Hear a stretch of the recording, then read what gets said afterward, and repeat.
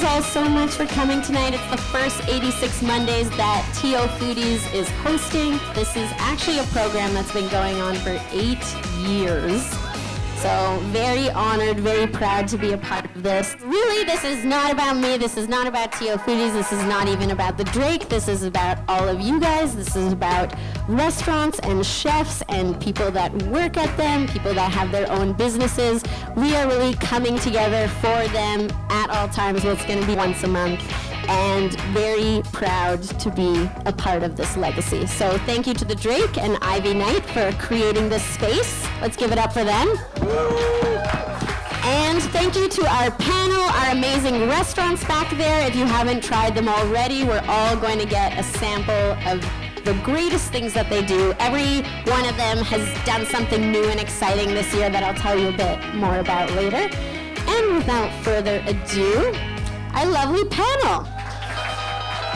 What is like a trend or something new you saw this year that excited or inspired you to the point of using it in your day-to-day? In terms of trends, like I'm, as a woman in an industry that is obviously has been traditionally not so female-focused, I'm not focused around any kind of anger issues around that particular scenario, but rather about being not afraid to put myself forward as, you know, a key person in my business. I'm very much a creative partner in my business, and my partner would say that anytime. And so I've been trying to sit on panels more and be more of a figure in our projects. The younger generation, like they're all very familiar with it, and they're comfortable paying a bit more money for a product that just comes like with so much more care behind it and very artisanal practices.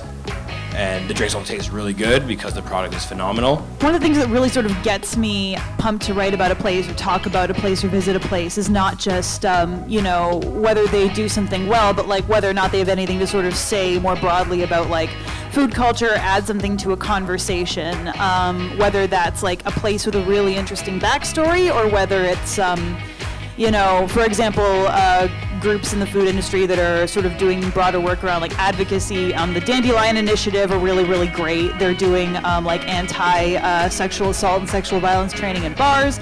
They're rad. Not 9 to 5 is doing like mental health stuff around the food industry. And that I think is stuff that I'm always really excited to see and hear more about. So what does it take in your field to succeed? You know, what I started life off with being a cook is being organized. I think approaching creativity from a very organized perspective. I think a lot of people think that, you know, when you're a cook and you're a chef and you're trying to put out a menu and you're trying to inspire people with things, that it's about being creative, which is different than being organized. When people come up to me or ask to take me to coffee and want to ask me about being a freelance writer, I'm like, there's a lot of rejection involved, and sometimes you send out emails to editors and they don't respond to you, and sometimes you have a story that you really believe in, and sometimes people don't respond to you, and sometimes you try and make a thing fetch happen and fetch does not happen. But guess what? You tried. I tried. You know, just finding a good mentor, who you can talk to, who you can get some advice from. If I didn't have the people that I get to work with every day and had that dependability there that I can just rely on, I don't know how I would do what I do. You know, I've taken some really creative risks. I've done some really stupid projects, but the ones that have turned out have changed my life. It really is that simple, because I get a lot of questions as well of like, how'd you start ToFoodies? I started it. Like, you have Instagram too. This woman is amazing, and it's like she's built that from, you know, a very simple idea into something that's really good. She's falling off her chair too. I'm amazing. What we actually have in the back is tons of samplings from 7 different restaurants. What are you bringing to the table today? We brought one thing today because it's just me hanging out all day. We're doing the Silvanas. It's one of our lovely Filipino style of desserts. It's a cashew and a buttercream with some fresh lime on top as well. They kind of resemble macarons, but they're really not anything like that at all. We have a gilda that's available, which is one of the most classic Spanish tapas. So that's olive and boqueron, which is white anchovy. 2 kinds of peppers. We also have some Mahone cheese and membrillo, which is quince-based octopus, with chorizo and crouton, and a couple other things like that. We have our new vegan collection of chocolates that have a lot of cream and butter in them.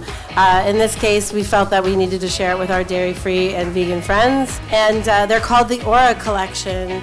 I've been kind of really into auras lately. Beautiful. So you all get to try those in a few short seconds. We also have Island Oysters. This man, Jason Kuhn, calls himself the smallest oyster bar in Toronto because he pops up all over the city. So he's here. He's got 4 different varieties for us.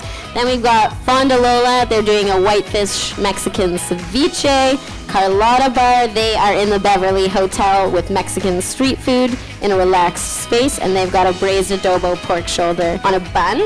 And then we have Cups, and that's just a really cute spot from the guys over at Batty's, and they've got drip coffee and epic mini donuts. And that is our squad. Woo!